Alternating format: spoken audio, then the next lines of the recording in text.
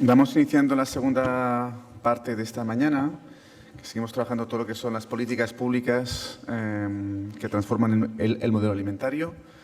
Hemos tenido a primera hora más experiencias a nivel estatal y ahora vamos a contar con dos presentaciones de políticas públicas que se están trabajando en Chile y en México, ¿vale? Dos grandes inspiraciones, creo que podrían o deberían ser inspiraciones para todas nosotras de cómo otras políticas públicas alimentarias pueden favorecer a esa promoción de la alimentación saludable y sostenible que tanto reclamamos, ¿no?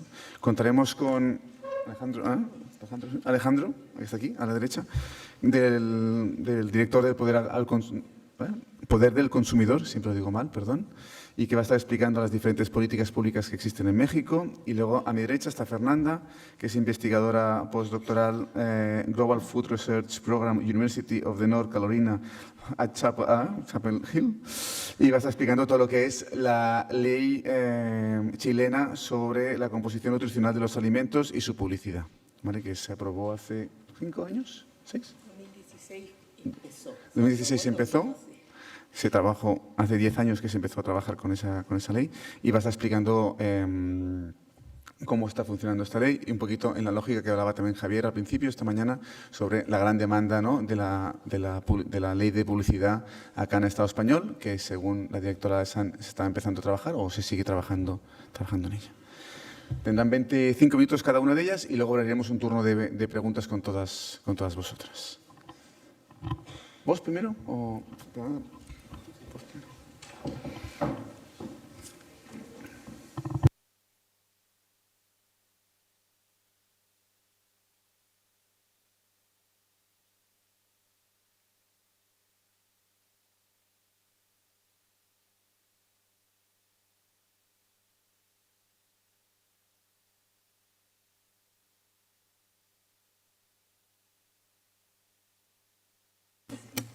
Ya. ¿Ahí está bien la distancia del micrófono? ¿Sí? Ya. Bueno, muchísimas gracias por esta invitación. Realmente es súper importante para nosotros como país y las instituciones que represento investigando el poder contarles de esta experiencia. Hoy día yo voy a hablar sobre la ley de etiquetado y de publicidad de Chile y sobre la evaluación. La evaluación que hemos hecho con un equipo bien grande. Ya acá está la Universidad de Chile, la Universidad Diego Portales, la Universidad Adolfo Ibáñez, está el Instituto de Salud Pública de México y la Universidad Carolina del Norte, todos juntos en esfuerzo para tratar de evaluar esta ley, ¿ya? Así que eso es lo primero que quería contarles. Somos hartos trabajando en esto y bueno, todas las investigaciones que les voy a mostrar hoy día no las he hecho yo, son parte de todos estos investigadores, ¿ya?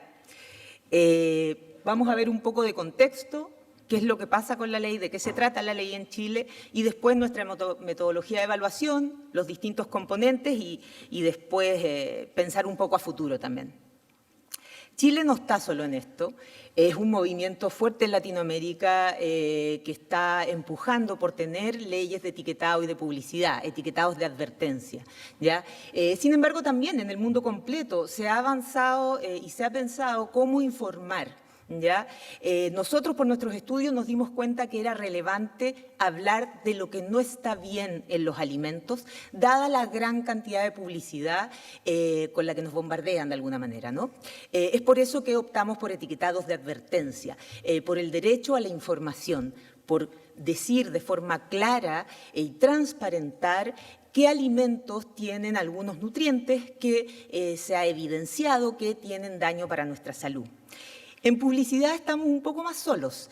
Hay varios países trabajando por regular la publicidad de alimentos. Hoy en día los que tenemos regulaciones más integrales es Portugal y Chile, pero se está avanzando. Inglaterra está avanzando y también pequeñas iniciativas en distintos países son bien importantes.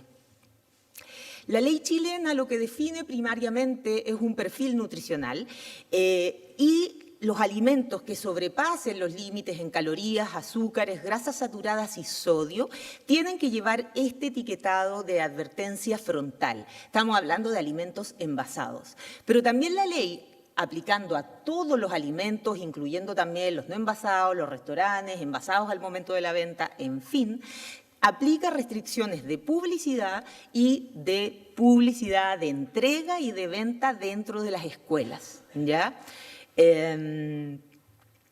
Entonces, un poco en el entorno escolar lo que vemos es que los kioscos no pueden vender estos alimentos alto en, cantinas, ¿sí? Y el programa de alimentación escolar nacional también ha tenido que tener un cambio en las bases de licitación. El programa de alimentación escolar en Chile entrega alimentación a los estudiantes pertenecientes al 60% de las familias más vulnerables. Miren, no estoy segura, pero puede ser más o menos como a 10.000 establecimientos en el país, ¿ya? Se hicieron cambios en las bases de licitación para que las materias primas de estos alimentos no tuvieran productos alto en, ¿ya? Algo que es importante respecto a estas regulaciones, uno de los desafíos es la definición de qué es publicidad dirigida a niños. En Chile se estableció menores de 14 años, ¿ya? Lo que se considera por niños. En otros países se está tratando bajo 18, ¿cierto? Hay otros que están en 16, en 12, en fin. Lo que nosotros hicimos fue tratar de seguir las recomendaciones de la Organización Mundial de la Salud, que dice que tenemos que tratar de restringir el poder de influencia de la publicidad, como también la exposición a la publicidad de alimentos. Por lo tanto, lo que hicimos fue restringir el uso del contenido creativo que podría ser dirigido a menores de 14, prohibir ganchos comerciales, siempre hablando de en alimentos altos en. En Chile el Kinder Sorpresa ya no tiene un juguete adentro. Y de hecho ya no tenemos el Kinder Sorpresa de esta manera. En programas dirigidos a niños o sitios web no se puede dar publicidad en televisión y en sitios web, disculpen, de estos alimentos alto en, y tampoco en programas o sitios web que tienen más de un 20% de audiencia infantil, lo que es muy difícil. Por lo tanto, hemos aprendido que esa parte no es el camino, y que tienen programas que están dirigidos a niños. En la segunda etapa de la ley, que no está escrito acá, entra una prohibición a todos los alimentos altos en televisión y en cine de 6 de la mañana a 10 de la noche. Entonces esto va dirigido a restringir la exposición. Ya no tiene que ver con el contenido, si ponemos una caricatura o no. Cualquier alimento alto en de 6 a 10 no está en la televisión en Chile desde el 2018. Ahora, siempre es bueno recordar por qué regulamos la publicidad. La evidencia que nos dice, niños, niñas y adolescentes son más vulnerables a la influencia del marketing. ¿Por qué? Porque su desarrollo cognitivo y de la función ejecutiva, o sea, a nivel neuronal, no está completado y no termina hasta terminar la adolescencia. Es por eso que cada vez tenemos más evidencia que el marketing afecta a los adolescentes, sobre todo en el ambiente digital. Incluso puede influir más y ser más riesgoso en este caso para los adolescentes en todo lo digital, por el nivel de exposición que tienen, la interacción y justamente porque el desarrollo de la función ejecutiva no está terminado, que tiene que ver con el autocontrol, con proyectar, en fin. La evidencia nos muestra que la publicidad de alimentos no solamente influye en nuestras preferencias por la marca y el producto, o sea, por el producto específico publicitado. La publicidad de alimentos nos afecta y aumenta las preferencias de los niños a nivel de marca publicitada, a nivel de categoría de producto publicitada, y de hecho la evidencia muestra más experimental, ¿cierto? Luego de exposición a publicidad de alimentos no saludables, el consumo de cualquier alimento disponible aumenta, ¿ya?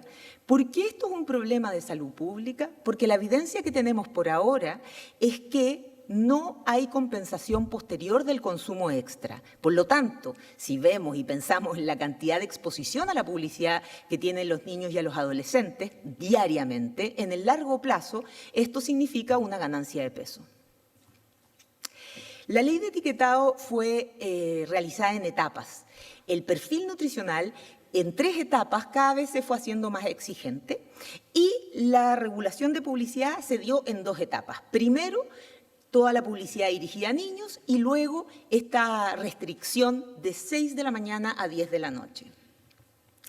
Algo que creo que es importante compartir es cómo funciona nuestro reglamento sanitario de los alimentos en Chile. Primero que nada, el Reglamento Sanitario de los Alimentos apunta a la producción, importación, elaboración, envase, almacenamiento, distribución y venta de alimentos. Y luego de la aprobación de estas regulaciones, nosotros hicimos una modificación e incluimos todo lo relativo a la publicidad. Por lo tanto, nuestro Reglamento Sanitario de los Alimentos tiene la potestad, digamos, de poder regular la publicidad de los alimentos. Y por otra parte, algo que nos hemos ido dando cuenta en el camino, que es tremendamente importante, es que estas regulaciones aplican igualmente a personas jurídicas naturales y a todos aquellos que estén involucrados en estos procesos que les decía antes. Esto incluye entonces, por ejemplo, a los supermercados, por ejemplo, a los canales de televisión y a cualquier medio de comunicación que emite publicidad. Ese hecho hace que de alguna manera la industria misma, entre ellos, tengan que organizarse para poder cumplir. Porque no es que al supermercado no le importa si una compañía no cumple con el etiquetado, porque el supermercado también va a ser fiscalizado, ¿sí? Entonces se da una cadena que va más allá del Estado. Entonces esto hemos visto que es relevante, incluir a todos aquellos que están involucrados en este proceso. Veamos a la evaluación. Lo que nosotros hicimos fue monitorear a nivel de ambiente alimentario, cambios en la composición de los alimentos, en marketing y también a nivel individual, cambios en exposición a marketing, conocimientos, actitudes, dieta y compra de alimentos, ¿ya? También estamos monitoreando IMC, aspectos metabólicos, pero no tenemos ninguna expectativa de cambio en el corto plazo. Ya tenemos que entender y que de hecho estas regulaciones estructurales las proyectamos a cambios a muy largo plazo. La evaluación implicó la aplicación del protocolo Informas para el monitoreo de ambientes alimentarios. Estuvimos en los supermercados sacando fotografía por todos los lados de los alimentos cada año y para eso tuvimos que hacer una asociación, o sea, un acuerdo con la Asociación de Supermercados para que nos aseguraran y nos permitieran ir y tomar datos cada año. También el Consejo Nacional de Televisión nos provee en ciertas épocas todos los videos para que nosotros podamos hacer análisis de contenido de la publicidad y también los ratings, la audiencia.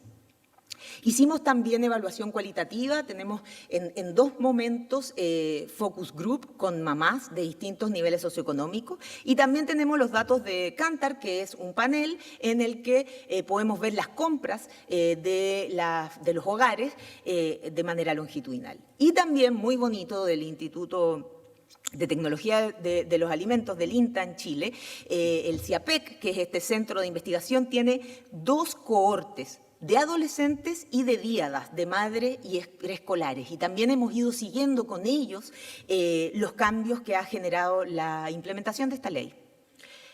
Resultados. Primero, la industria respondió bastante bien, un gran cumplimiento a la regulación.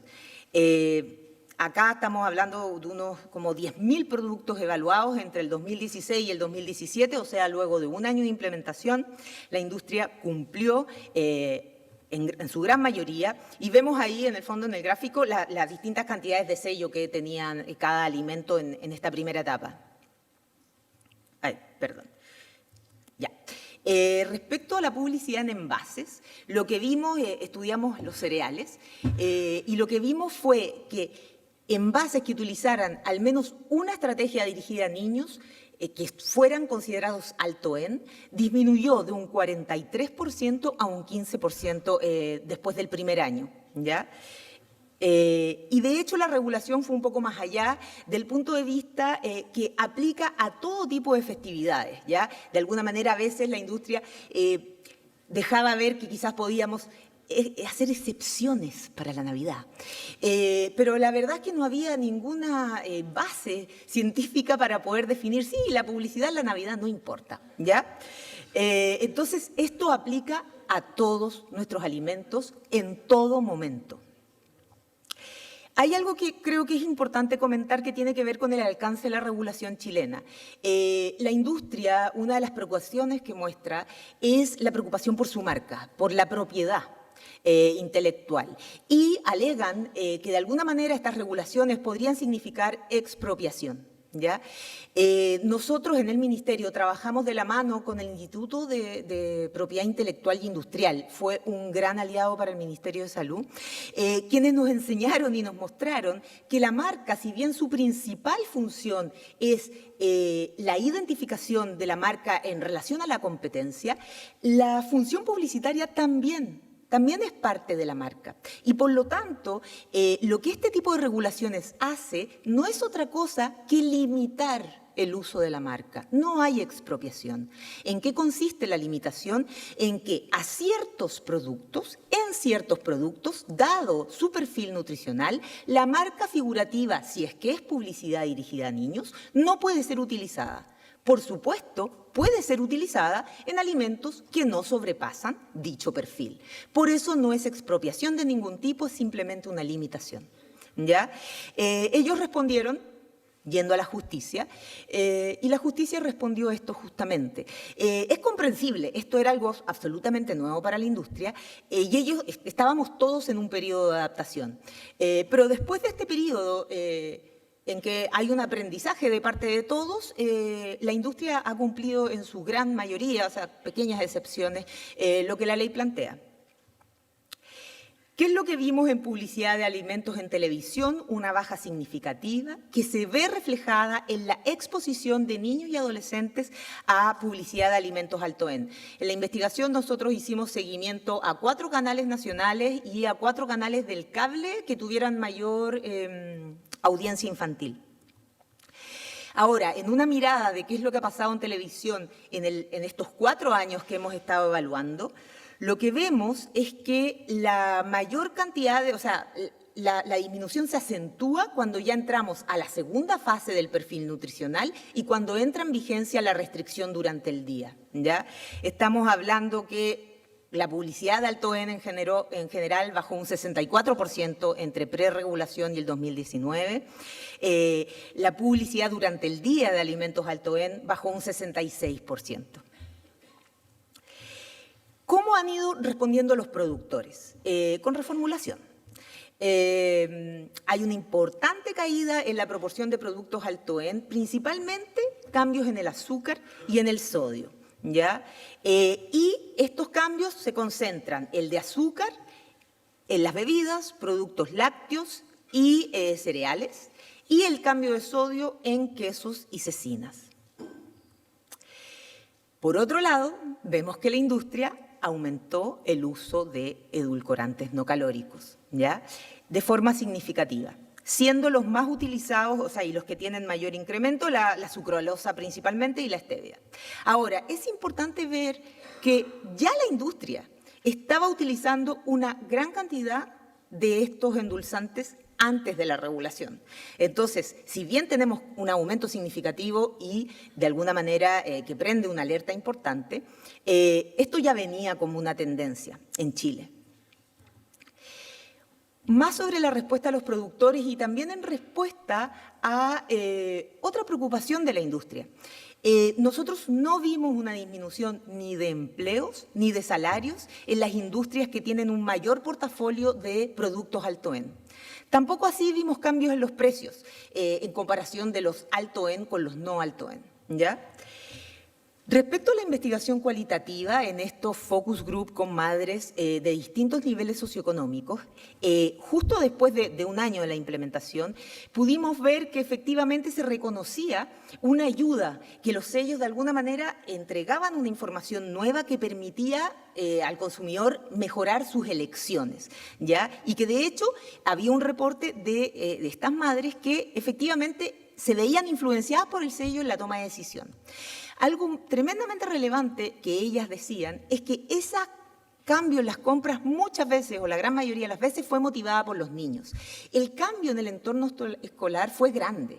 cambiaron toda la oferta de las cosas que se vendían y también las educadoras tuvieron un rol fundamental en pedirle a las familias que enviaran colaciones con menos sellos, ¿ya? Y eso hizo que eran los niños los que le pidieran a la mamá, no, ese sí. O sea, ahí hubo un cambio importante desde el rol de la escuela. Segundo focus, en pandemia, tiempo ya después, el 2020, lo que vemos es que disminuye la influencia de los sellos, lo que es tremendamente esperable. Todos tenemos cierto nivel de sensibilización a la información nueva y después esto va haciéndose más plano. Ojo, que de todas formas el objetivo de el derecho a la información y tener una información básica en el front of package, en la parte frontal de los envases, ¿cierto? Es tremendamente importante, más allá, y creemos que es como una base que debe estar. Pero por otro lado, las mamás de alguna manera hablaban un poco más de mayor conocimiento. Es como que estos sellos entregaron cierta información y de ahí ya ese conocimiento era un poco más naturalizado. Pero también se vio que había como un discurso más de la importancia de lo natural, de lo menos procesado, y también de alguna manera un empoderamiento respecto a lo que se necesita por parte del Estado. Les voy a leer una parte de esta cita que dice, entonces, ¿por qué el gobierno no nos ayuda en lugar de llenarnos de tantos sellos? Por ejemplo, 1 kilo de manzanas cuesta 1.200 pesos chilenos y yo compro una salsa de manzana por 300, pero está llena de sellos. Ya esta es una mujer de bajo nivel socioeconómico que claramente plantea que necesitamos avanzar en políticas de alguna manera más estructurales que ayuden a asegurar que subsidiemos ciertos alimentos. Claramente en la pandemia perdimos el rol promotor de las escuelas, pero algo tremendamente relevante es que el programa de alimentación escolar se estructuró rápidamente y generó cajas que fueron distribuidas en todas las escuelas que son beneficiarias. Estas cajas de alimento cumplían también con las normativas de la regulación y las bases técnicas del programa de alimentación. Los adolescentes también reportan que ven, entienden y usan los sellos significativamente más que cuando les preguntamos por si usan la información nutricional que está al reverso, ¿ya? Mayor frecuencia, ¿ya? Lo que es bastante interesante, porque es muy difícil para todos, ¿cierto? Y además es difícil entender esa información que es muy detallada, es muy técnica, y acá hay una simplificación de la entrega de información.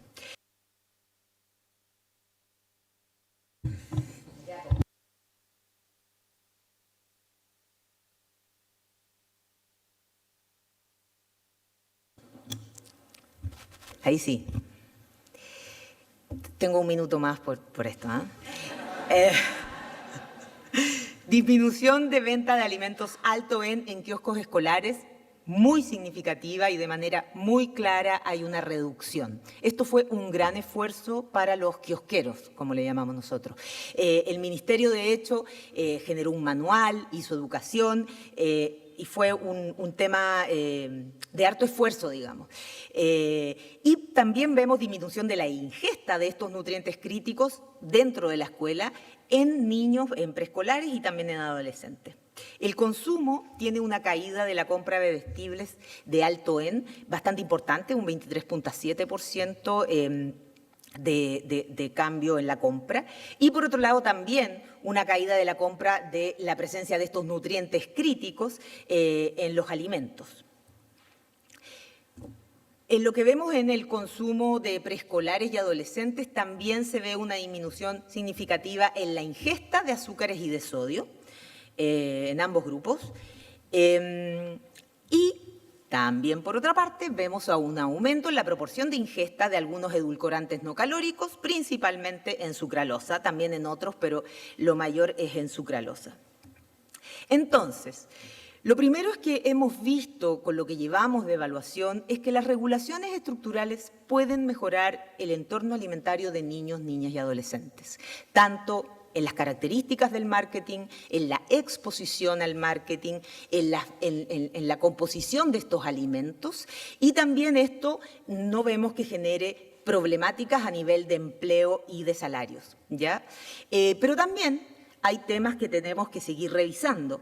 Respecto a lo que se planteaba como potenciales efectos no deseados, aumenta el consumo de edulcorantes no calóricos, que es algo que es una alerta que claramente tenemos que ver y revisar, y que no están estos datos de esta investigación, probablemente el procesamiento, ¿cierto?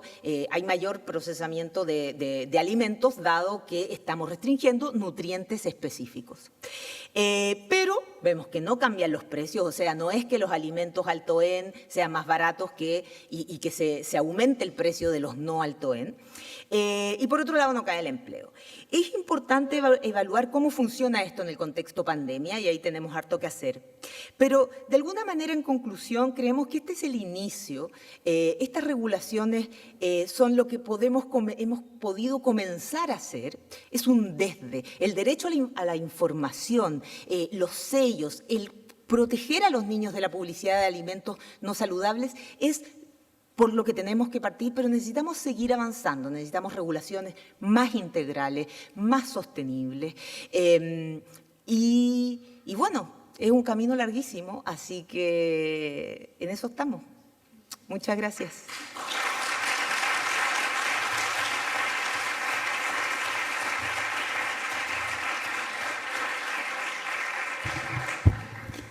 Muchas gracias por cumplir el tiempo, primera cosa.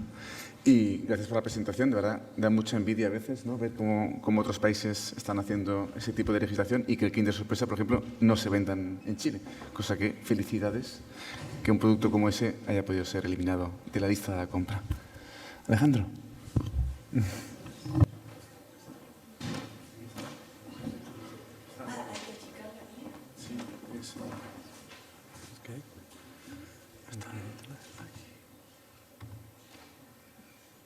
¿Está ya en formato de presentación?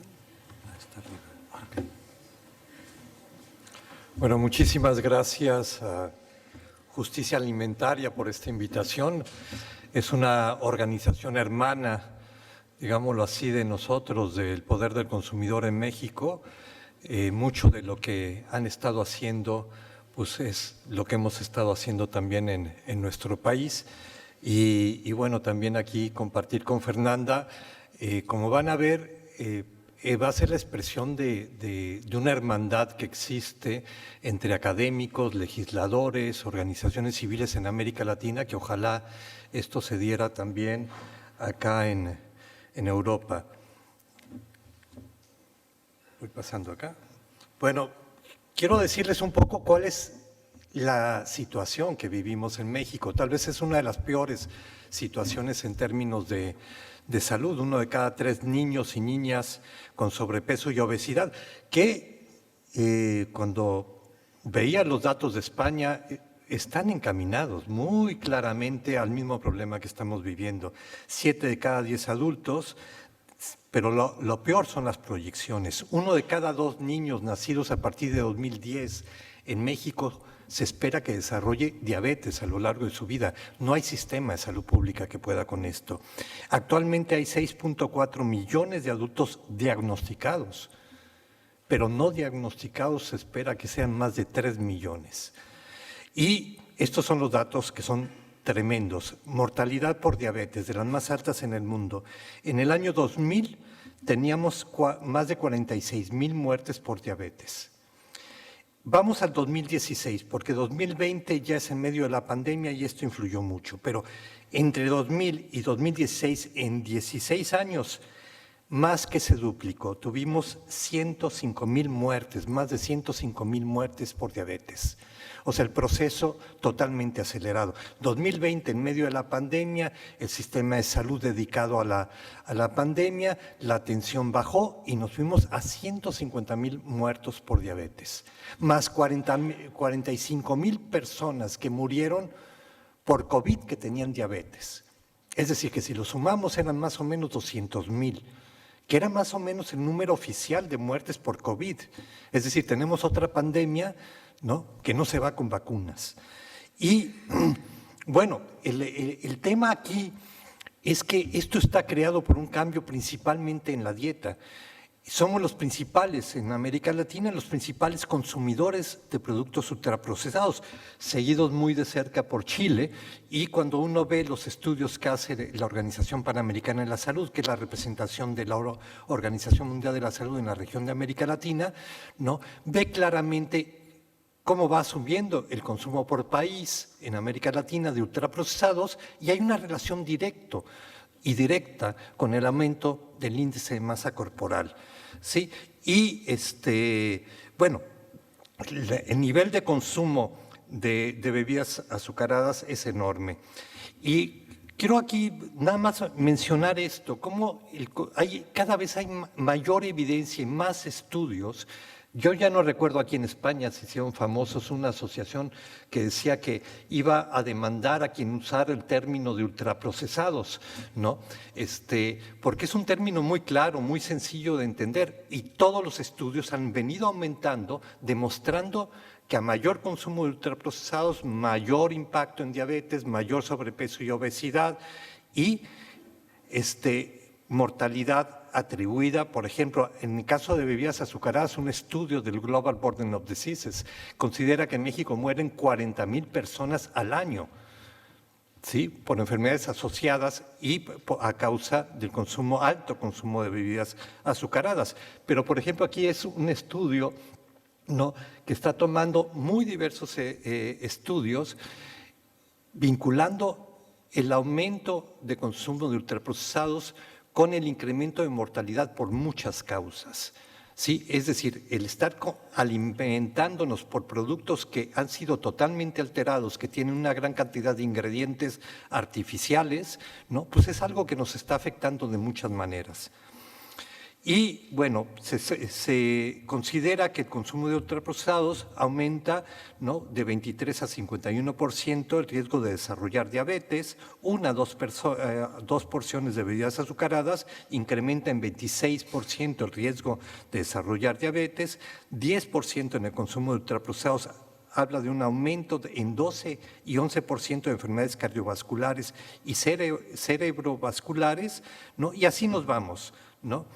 Y bueno, las políticas que se recomiendan y que vienen de la Organización Mundial de la Salud y todos los organismos independientes, ¿no?, pues lo que están recomendando es cambiar el ambiente. O sea, no es un asunto de informar. Si todo el ambiente es un ambiente tóxico, no es un ambiente de productos, lo más asequible son los productos que ni deberíamos llamar alimentos, sino estos productos comestibles y bebibles, ¿no? Entonces, lo que se recomienda es esto: la publicidad, ¿sí?, las políticas agrícolas, las medidas fiscales, los etiquetados, el agua potable, que es un problema para nosotros. Hay muchísimas escuelas que los niños están cautivos en la escuela y no tienen acceso a agua de calidad para beber.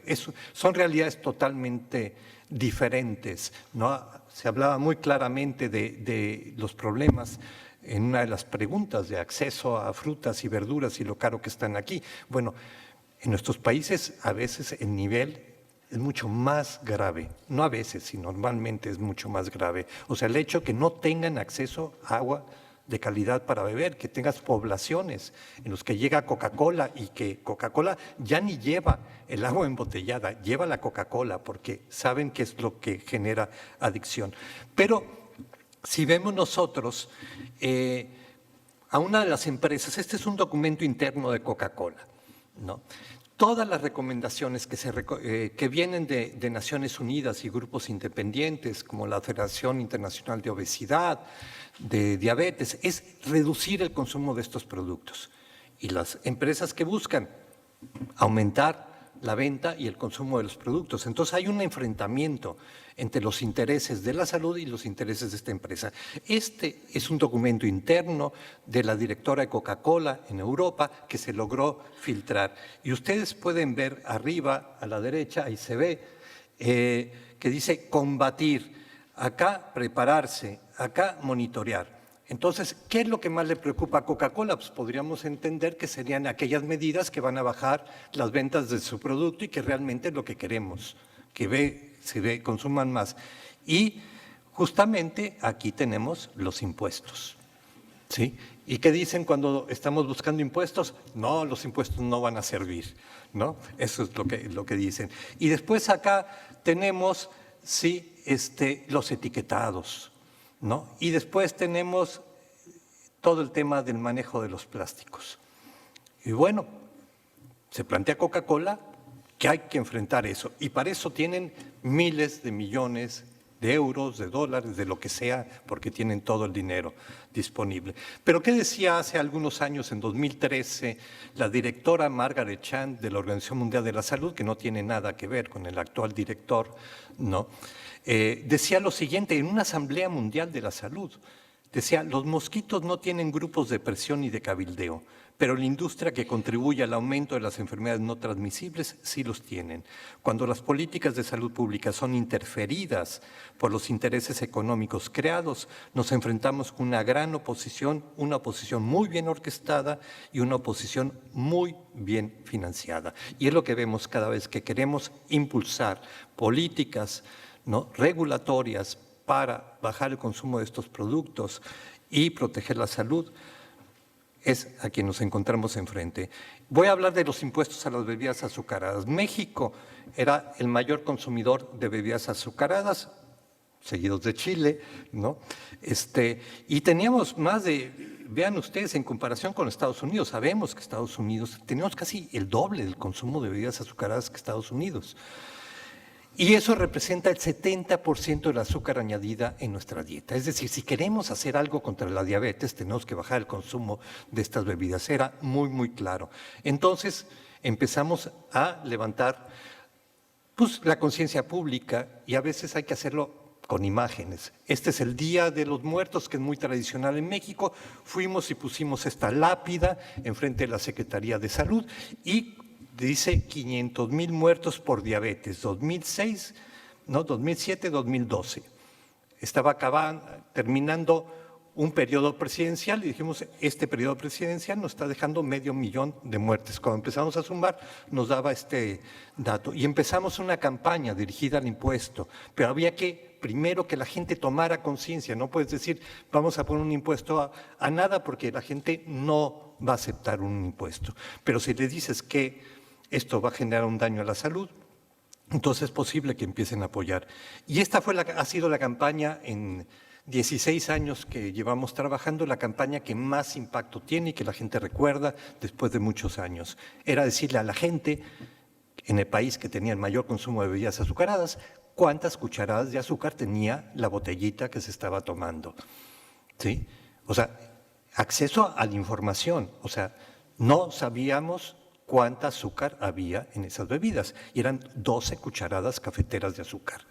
Y la industria salió y dijo, no, eso no es cierto. Y salimos públicamente, demándenos. Órale, vámonos a juicio.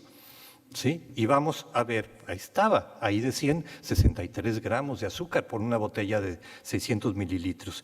Hicimos la campaña en calles y algo muy importante es que tuvimos juntos la Organización Panamericana de la Salud, a la representante, que era la representante de la Organización Mundial de la Salud, a la academia, que era el Instituto Nacional de Salud Pública, teníamos a una legisladora y nosotros, o sea, todos unidos pidiendo el impuesto y logramos el impuesto y, bueno, antes del impuesto vino toda la campaña en contra. Aquí lo que ven arriba son campañas de la industria del azúcar, ¿no?, diciendo que un poco de alegría cada día, solo 15 calorías en una cucharadita de azúcar, ¿no? Entonces, o sea, eso el Ministerio de Salud debería de haberlo parado, ¿no?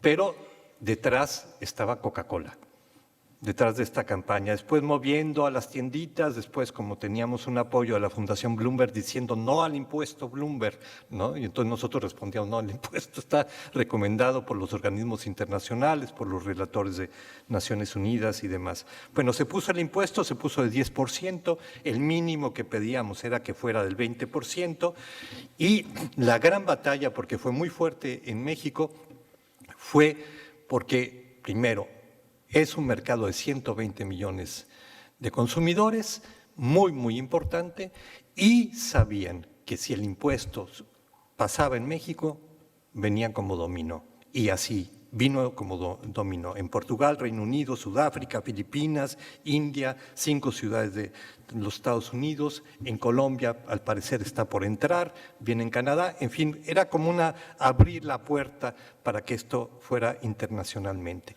Y el etiquetado frontal de advertencia, pues no sé si se llegó a poner aquí de manera voluntaria, las empresas, el GDA, ¿no? Que nadie entendía, incluso hay estudios en Alemania que tenían un nivel educativo muy superior al que tenemos en México, ¿no? Y la comprensión era muy, muy baja. Demostramos que este etiquetado, la autoridad ahora a través de un juicio en Estados Unidos, lo había hecho en convenio con Coca-Cola. Encontramos correos electrónicos, fue un proceso de 7 años para llegar a un juicio a Estados Unidos, para exigir información para un proceso que llevábamos en México. Y eso nos llevó a denunciar ante la Secretaría de la Función Pública a funcionarios que, este es un artículo buenísimo, si lo buscan y quieren ver la influencia, ¿no? De cómo las puertas giratorias y gente desde el gobierno sirviendo a estas grandes corporaciones. Este es el etiquetado, es igual al chileno, pero incluimos a partir de lo que nos compartieron los compañeros de Chile, compañeras, ¿no? De que la industria se había movido, Coca-Cola apoyaba el etiquetado de advertencia porque se iba a mover a edulcorantes, ¿no? Pero los edulcorantes no son recomendables para niños y hay mucha evidencia científica. Incorporamos esa leyenda que dice contiene edulcorantes, no recomendable en niños, y también la de contiene cafeína, evitar en niños. Entonces una Coca-Cola, ¿no? Pues trae, por lo menos si es light, contiene cafeína, evitar en niños, contiene edulcorantes, no recomendable en niños, y hay otras que tienen un poco de azúcar y tienen un poco de edulcorante, ¿no? Entonces traen como 5 o 4 advertencias. Y esto es un poco lo que pasó. Lo que hicimos en México fue una norma de etiquetado, nada más, no fue una ley general, y en esa norma de etiquetado decía que tampoco los productos que trajeran algún sello o alguna leyenda de advertencia no podían tener un elemento. Entonces desaparecían ahí desaparece ese leoncito, pero también traía una serie de elementos. Ustedes se veían los ingredientes, pues hay muchos nombres de los azúcares que no entendemos, entonces había que poner todos juntos como azúcares, se abre el paréntesis y todos los azúcares que venían ahí, porque no distinguimos cuáles azúcares se están incorporando, y se sumaban también todos esos azúcares añadidos en la lista. Y en medio de esto quiero meter algunos elementos de la interferencia de la industria.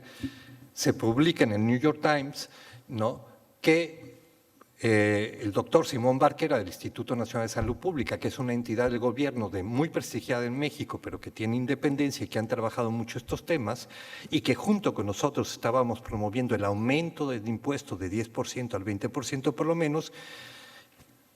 Yo también, junto con él y otro compañero de otra organización, recibimos un malware, un spyware en nuestros teléfonos, uno de los sistemas de espionaje más sofisticados.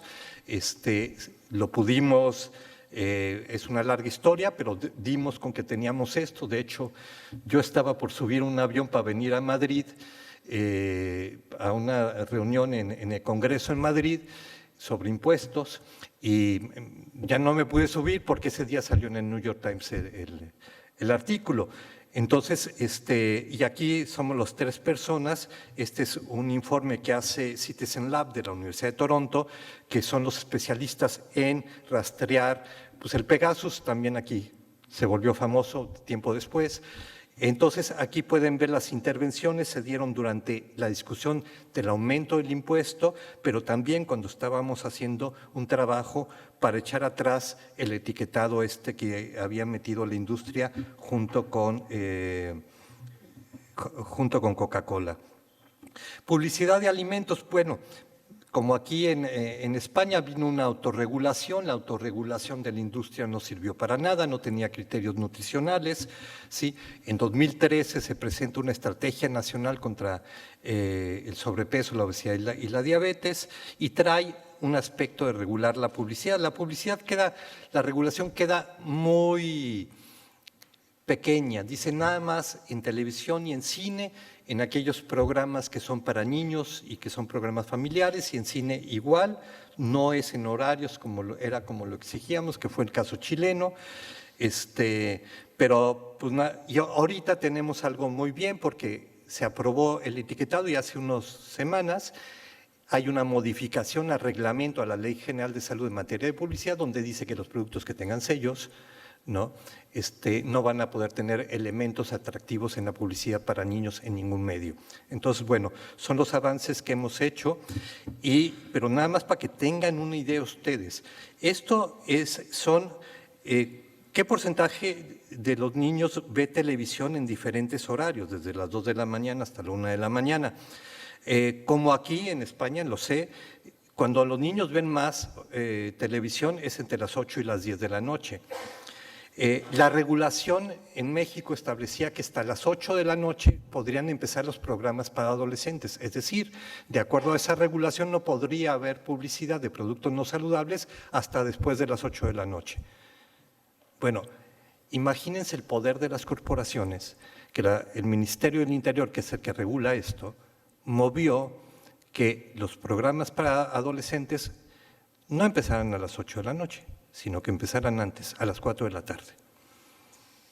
Entonces, bueno, ahí pueden darse idea de los intereses que se mueven, ¿no? Y bueno, por último, esta parte de los entornos escolares, sí, tenemos una regulación que no se cumple desde 2010, en 2014 se reformó, se hizo más estricta, pero siempre están ahí los detallitos en alguna coma o en alguna desviación para que no se cumpla. En este caso, principalmente, es que no se ponía claro quién era el responsable. O se decía que el responsable era un consejo escolar donde estaban los padres de familia. Entonces, ¿cuándo se iba a hacerle una sanción a los padres de familia por no cumplir con una regulación escolar? O sea, cuando la regulación, la responsabilidad tendría que estar en la autoridad escolar y la vigilancia en la autoridad de salud. Entonces, se ha dado todo un proceso. En este momento, en la semana pasada, ya promovimos una iniciativa de reforma a la Ley General de Educación para que no fuera abajo en unos lineamientos que cada gobierno puede cambiar, sino que en la Ley General de Educación viniera ya establecida la prohibición de la venta de estos productos. Tenemos muy pocos comedores escolares, hay desayunos para los grupos, para las escuelas más de nivel, bueno, que los sectores son más marginales, ¿no? Pero lo principal es venta de alimentos, ¿no? Venta de productos. Entonces, lo que estamos buscando es que esa venta esté regulada y tenemos ya esa regulación. Pero para darles un ejemplo, en la primera regulación de 2010 se hizo una consulta pública en la Comisión Federal de Mejora Regulatoria, como se hace con muchas normas y regulaciones. Entonces, ahí pudimos ver qué opinaba la industria y a mí esto se me hace sensacional. Que Coca-Cola dijera que esa propuesta que buscaba que los niños en un país que ya nos presentaban a la infancia como en los mayores niveles de sobrepeso y obesidad, que esa regulación que buscaba darles un ambiente saludable alimentario violentaba la Constitución, ¿no? Era excluyente, discriminatoria e inequitativa. O sea, y bueno, la empresa Bimbo, que no sé si la conocen, compró varias panificadoras acá, es mexicana, pero es la mayor panificadora del mundo. Ellos decían que si se aplicaba esto, no se iba a poder garantizar la inocuidad de los alimentos en las escuelas. O sea, eso era una agresión contra los padres de familia, era casi decirles, no les den de comer en su casa, no compren productos empaquetados porque ustedes no pueden garantizar la inocuidad de los alimentos. Entonces, esas son las batallas que se tienen que hacer. Los entornos alimentarios, ese fue para atrás, ay, perdón, me voy para atrás. Bueno, ahí está. Nosotros hicimos una plataforma subida a la red, donde los padres de familia, los alumnos, los maestros podían decir si se estaba cumpliendo esos lineamientos, que como les digo, no estaban bien amarrados, y entonces recibimos y georreferenciamos cada escuela que recibíamos un reporte negativo de que no se estaban cumpliendo. Y bueno, así el país se iba llenando de reportes negativos y tampoco teníamos mucha publicidad sobre esta página. Y pues es esto, o sea, nada más para que se den una idea, esto hace poco lo presentamos, ahora que ya los chicos empezaron a regresar a las escuelas, fuimos a una escuela pública que asistieron como 400 alumnos y ahí en acuerdos con los que cuidan la escuela y eso porque no era legal, les dijeron, denos toda la basura del día, ¿no? Y entonces nos llevamos la basura y por producto fuimos viendo las calorías. Calculamos las calorías que había en la basura, las dividimos entre los niños y encontramos que los niños en la escuela, que no desayunaban ahí, sino que supuestamente habían desayunado antes y todavía no habían comido, estaban ingiriendo 550 calorías dentro de la escuela. Y no era un caso extraordinario, había 2 estudios anteriores en años diferentes del Instituto Nacional de Salud Pública que consideraban que el promedio de consumo de calorías en el interior de la escuela, en estas compras, era de 500 calorías.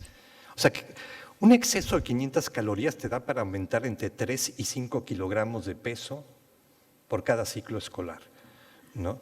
Y pues ahí lo vemos, los niños entran en primero de primaria a sexto y aumentan de peso de una manera enorme. Y pues esto es lo que estamos buscando, ¿no? La prohibición de la publicidad y venta de productos chatarra en las escuelas, el fortalecimiento y cumplimiento de los lineamientos de alimentos, ¿sí? La asignación de recursos suficientes para aplicar las acciones. O sea, es increíble, porque quien tiene la concesión de la tiendita escolar tiene que dar una cantidad al día o a la semana a la escuela, y si son escuelas muy marginales y en muchas, ese dinero se utiliza por si se rompe una ventana. O sea, en una escuela rural encontramos que un maestro llegaba y vendía dulces a los niños para juntar dinero y pagar la ventana que se había roto. O sea, es dramático realmente esas condiciones. Pero sabemos que eso se puede hacer si el que vende los alimentos puede vender alimentos saludables, puede sacar el mismo margen de ganancia, ¿sí?, que vendiendo estos productos ultraprocesados. Lo que pasa es que es más fácil, ¿no?, llegar y tener todo ahí, no tener que preparar nada, no tener que preocuparse, no invertir tiempo.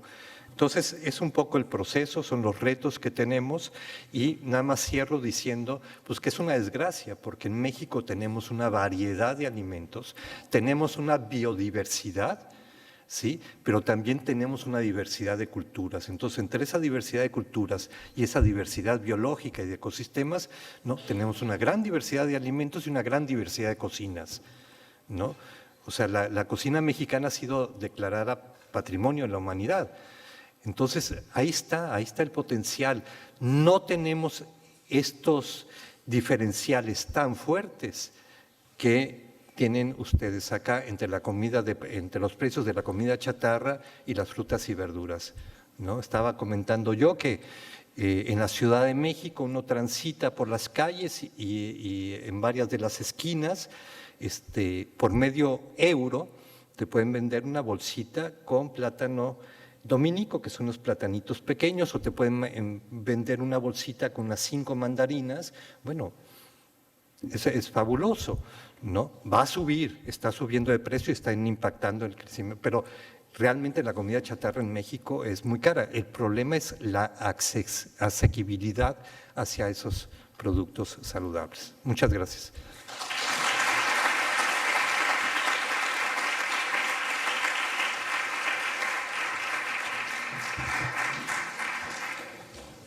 Muchas gracias, Alejandro.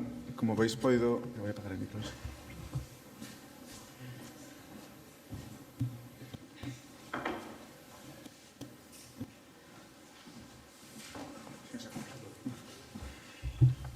Hemos podido disfrutar de esta mesa hablando de propuestas de políticas para un entorno alimentario saludable y sostenible. Hablamos de publicidad, etiquetado, impuestos, alimentación escolar, más impuestos, puertas giratorias, ¿no? Que es uno de los grandes temas, yo creo, más importantes y que nos encontramos casi siempre en todos los países, ¿no? En todas las puertas giratorias y cómo pasan del gobierno, de cargos políticos o cargos de gobierno a industria al revés, ¿no? Entonces, que influye y nos limita muchas veces a qué propuestas podemos ir trabajando. Creo que son propuestas inspiradoras para poder trabajar aquí, en este país. Tenemos mucho que aprender, tanto de México como de Chile, como de otros países que comentaban de América Latina. Normalmente siempre decimos España exportamos conocimiento a América Latina, creo que esta vez sería al revés. Deberíamos importar conocimientos de América Latina, propuestas políticas de América Latina, formas de trabajar de América Latina para que realmente pudiéramos cambiar esos entornos alimentarios acá en nuestro país. Si os parece, abrimos un turno de preguntas. Tenemos unos 20 minutos. No sé si alguien tiene alguna pregunta.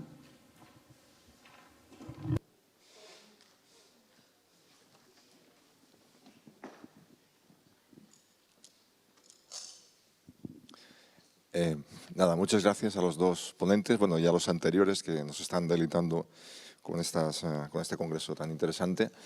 Y yo querría preguntarle, bueno, a los dos, porque Alejandro ha sido el último, pero conozco también la situación allí en México por Fernando Bejarano, no sé si te suena. Estamos en un grupo interesante. ¿Lo conoces?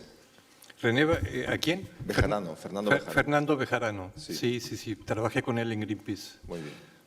Pues nos da bastantes datos interesantes también de allí. Y yo no sé, supongo que conoceréis los estudios que hicieron con la cohorte Nutrinés Santé del Ministerio francés, en el que se ponía encima de la mesa ya pues, todos los efectos que está teniendo la exposición a agrotóxicos también en la salud humana. Ya no estamos hablando de límites máximos de residuos, estamos hablando de, como ya sabemos, dosis muy pequeñas al orden de ppbs, no de ppms, de la negación de la industria también a trabajar con combinaciones de elementos, de productos también entre sí, ¿no? que se dan estos tóxicos. Y bueno, y la exposición a niños y niñas en el colegio y en ciertos entornos a este tipo de productos. Y se da la circunstancia que en algunos estudios de los que estamos haciendo por aquí en España estamos aconsejando que coman más frutas y verduras y resulta que este tipo de alimentación que tienen les lleva a tener más exposición a estos agrotóxicos. O sea, lo que no podemos es desvincular lo que comentábamos ayer y hoy de la globalidad y la visión holística bueno, tú propones ciertas acciones, hay que aumentar el consumo de frutas y verduras y resulta que tienes otro tipo de cuestiones encima de la mesa de que están de alguna forma llegando más tóxicos a su cuerpo, ¿no? Entonces, no se puede desvincular esto de otro tipo de acciones, por ejemplo, de fomentar la alimentación ecológica dentro de las pautas. Entonces, yo querría saber, porque habéis expuesto muchas cosas, habláis de azúcar, habláis de otro tipo de tóxicos, pero este tipo de cuestiones las estáis elaborando también, estáis trabajándolas. No me imagino si ya os están poniendo pegas para trabajar con menos azúcar o menos sal, si encima le ponemos encima de la mesa, vamos a trabajar sin agrotóxicos en los alimentos. A ver, ¿qué podéis hacer? Porque por aquí estamos igual, ¿no creéis que estamos mucho mejor? Gracias.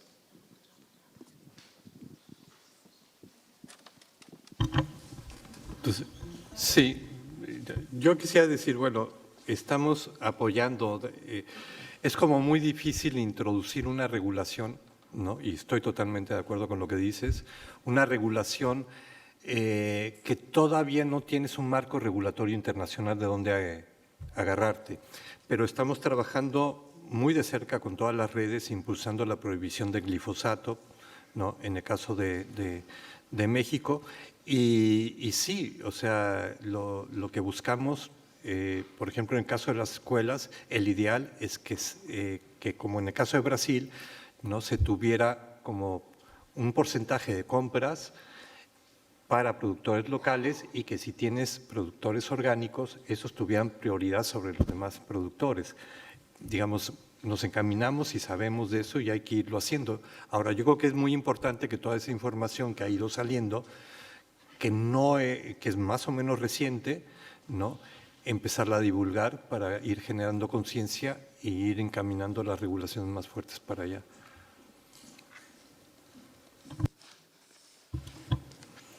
Sí, solamente sumar, totalmente de acuerdo con la gran cantidad de riesgos a los que estamos expuestos. En el caso de Chile, esta ley que se partió discutiendo más o menos como el 2006, tenía el objetivo principal de tratar de abordar temáticas de obesidad y la evidencia en ese momento más potente que te permite llegar a pelear una regulación como esta, era en estos nutrientes críticos que llamamos azúcar, grasas saturadas y sodio. Y en eso fue lo que pudimos avanzar. Lo que no tiene que ver con qué es en todo lo que quisiéramos avanzar. Hoy día, por ejemplo, la evidencia también de los ultraprocesados es mucho mayor que la que nosotros teníamos en Chile cuando peleamos por esta regulación. Y lo mismo que dice Alejandro, en el fondo necesitamos tener lineamientos de organizaciones internacionales y mayor evidencia que nos den soporte para poder avanzar en regulaciones de este tipo. Pero creo que en el fondo este es el desafío, ¿no? Tenemos que avanzar hacia entornos más saludables y sostenibles y es un gran desafío de diálogo. En Chile ahora estamos empezando a tratar de dialogar con el Ministerio de Medio Ambiente y el de Salud, cómo nos vamos a poner de acuerdo para que nuestras políticas no se contrapongan, por ejemplo, y que se potencien. Y la verdad que creemos que es un desafío tremendo. Pero no podemos avanzar solos, tenemos que empezar a abrir el diálogo y hay que darle para adelante, pero sí, es un gran desafío. Si no hay más preguntas, yo tengo... Ah, sí, perdón.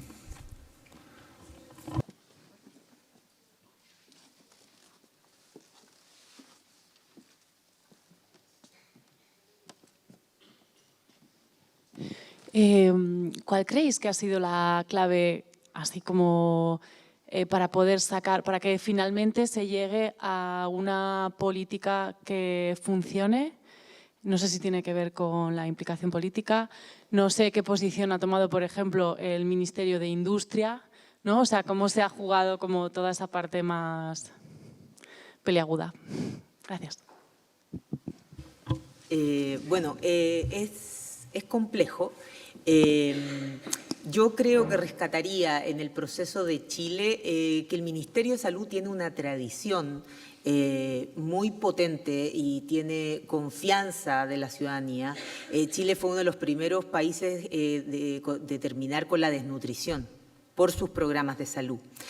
Y entonces en esa línea creo que había un espacio para darse el permiso y ser escuchados con plantear esto.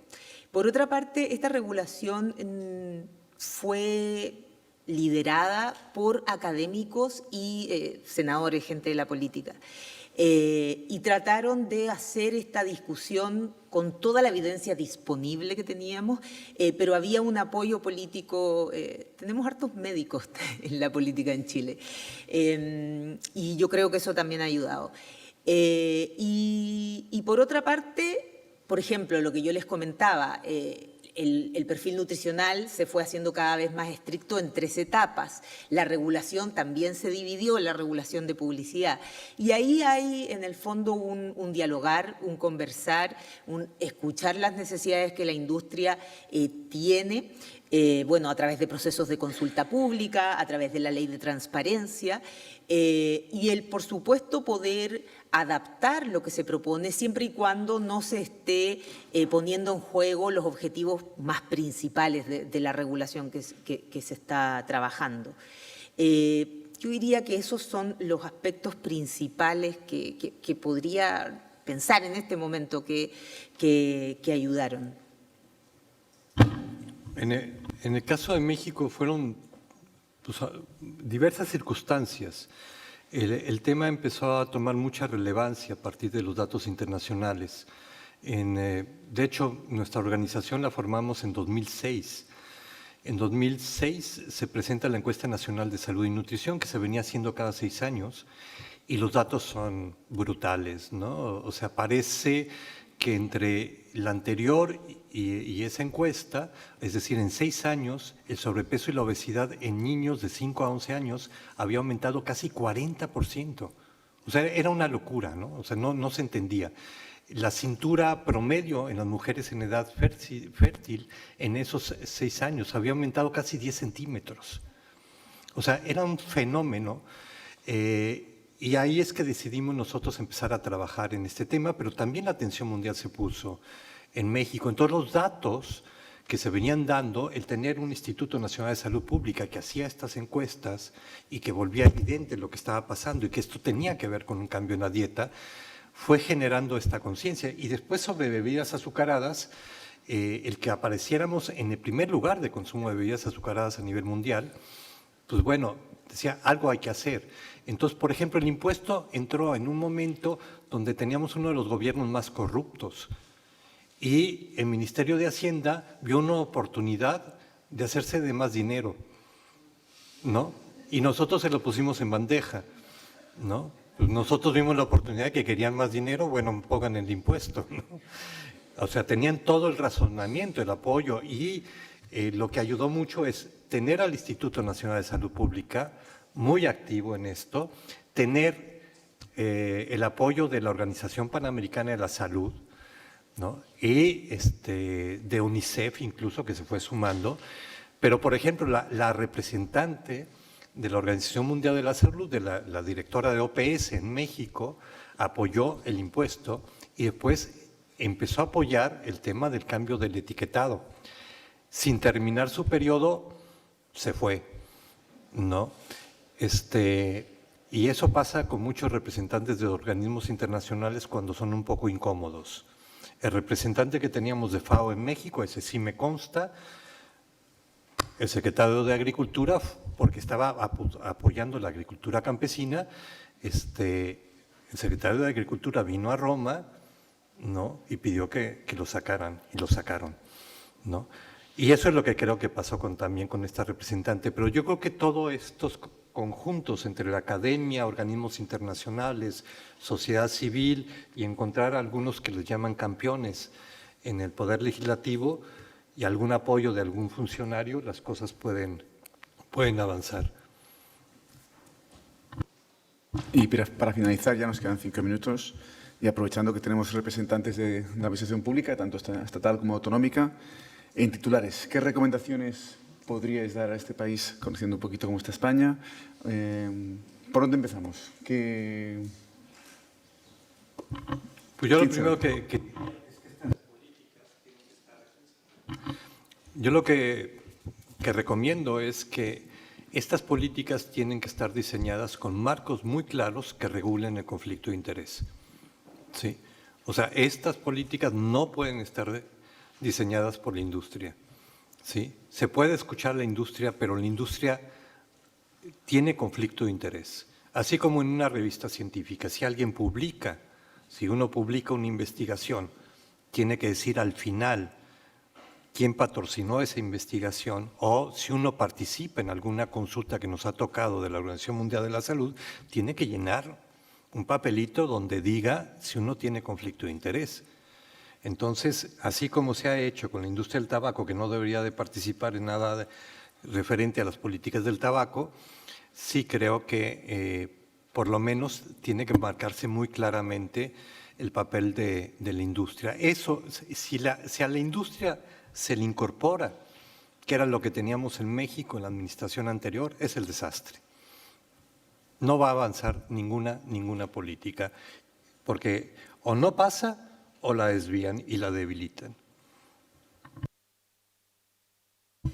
Quizás un poco más pensando en los argumentos, creo que es muy relevante el poner en evidencia que este no es un problema individual. La obesidad no es una decisión, los hábitos no son una decisión.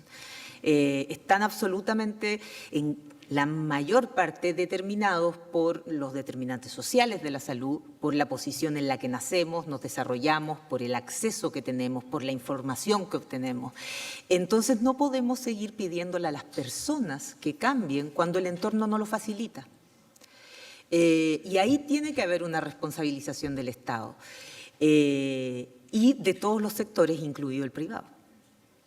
Entonces creo que empezar a difundir ese tipo de evidencia es tremendamente importante, porque quizás las personas que sabemos más de esto entendemos, pero aún así cuesta mucho de verdad tomar el peso de lo que son los determinantes sociales de la salud y cómo eso en el fondo determina toda nuestra historia de vida a nivel de salud. En Chile, el lugar donde naces determina en gran parte la salud que tú vas a tener, el tipo de acceso que vas a tener a alimentos, si vas a ser más bombardeado o no de publicidad, porque también la evidencia dice que son los grupos más vulnerables, los más bombardeados, porque son quienes estarían de alguna manera más dispuestos a consumir ese tipo de alimentos. Y ahí se focalizan. Entonces, eso por una parte, el de verdad poner en manifiesto. Estos son determinantes estructurales y necesitamos políticas estructurales que cambien el entorno. No podemos seguirle a la persona, coma lechuga, coma no sé qué, cuando no está la posibilidad de que hagan esos cambios. Y también de políticas transversales, porque muchas de las razones por las cuales familias no pueden tener una alimentación saludable es por el tiempo, porque se mueven por 2 horas en Chile para llegar y volver a la casa, porque tienen que hacer la tarea, tienen que lavar la loza, tienen que lavar la ropa. Entonces, ponerte a cocinar un buen guiso de verduras, aun cuando quizás, por ejemplo, en Chile, en México, esas verduras pueden ser accesibles, pero necesita otro tipo de recursos.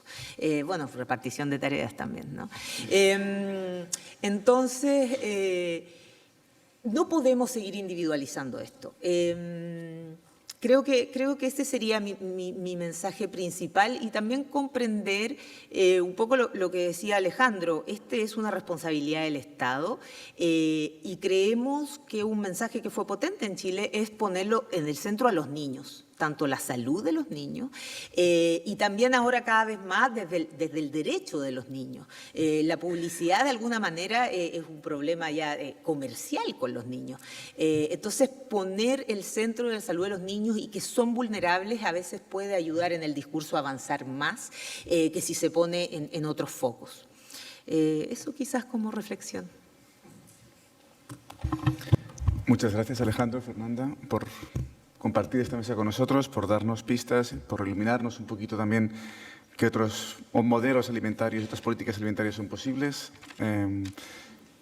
Como decía Fernanda, tenemos aquí una foto final, yo creo, del día de hoy, que va muy vinculado al objetivo de estas jornadas, cómo conseguimos una alimentación escolar saludable, segura, sostenible.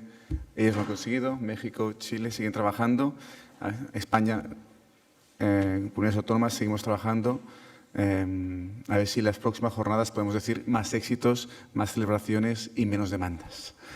Vamos a comer, regresamos a las 4 y ya está. Muchas gracias a todas.